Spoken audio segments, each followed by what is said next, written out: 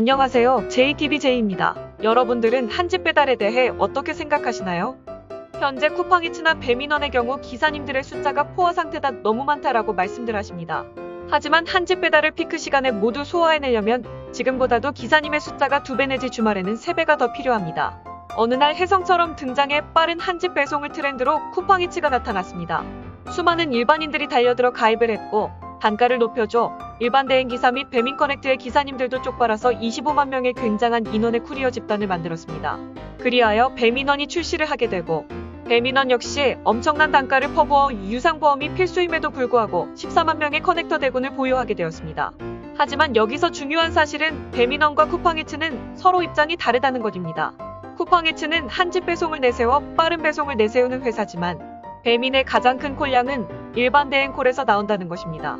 두 플랫폼이 단가 경쟁을 심하게 하여 이 두 곳에 기사님들이 집중을 하게 된다면 일반 대행에 엄청난 타격이 있을 것이고 일반 대행이 타격을 입고 난 후 콜량이 이 두 곳으로 집중된다면 기사님 숫자에서 열세인 배민원이 불리한 상황이 됩니다. 하지만 적당히 피크 시간에 고단가를 책정해줘 전업이 아닌 부업으로 하는 기사님들을 이곳으로 모이게만 만들어준다면 허구한 날 주문을 잠궈야 할 일이 생기고 이렇게 기사가 모자란 상황에 배민원의 경우 주문량이 폭발할 경우 주문을 잠그면 일반 대행으로도 주문을 할 수가 있지만 쿠팡이츠의 경우는 주문을 잠그면 그냥 말 그대로 스톱이 되는 상황입니다. 단가의 측면으로 보나 유배지에 대한 기사님들의 고충 음식의 조리 시간의 지연 등으로 어차피 말이 되지 않는 시스템인 한집 배달 시스템을 적당히 방해만 해주면 혜성처럼 등장한 한집 배송은 둘이 같이 혜성으로 다시 되돌아갈 수도 있습니다.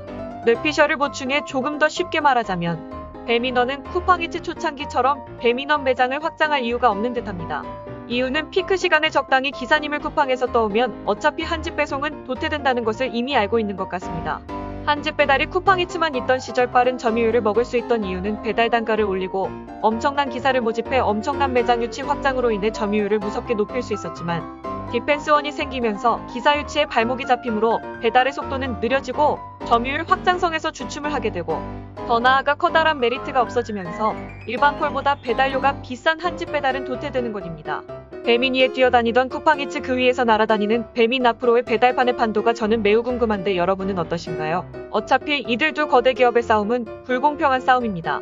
양심적으로 배달용 보험 가입자들에게만 이를 주는 양심적인 회사와 묻지도 따지지도 않고 아무나 안내 문구조차 없이 무책임하게 일거리를 주는 양아치 마인드의 회사와의 싸움이기 때문입니다.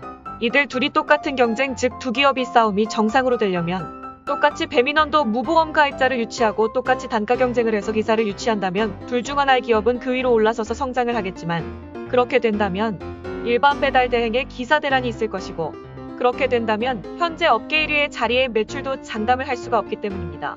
일픽한배 한집 배달은 그래서 현재의 배달요금 우리나라의 물가 수준과 최저임금 수준에 절대 맞지 않는 배달 체계라고 생각합니다. 이상 플랫폼 배달 일을 하는 제2의 뇌피션이었습니다.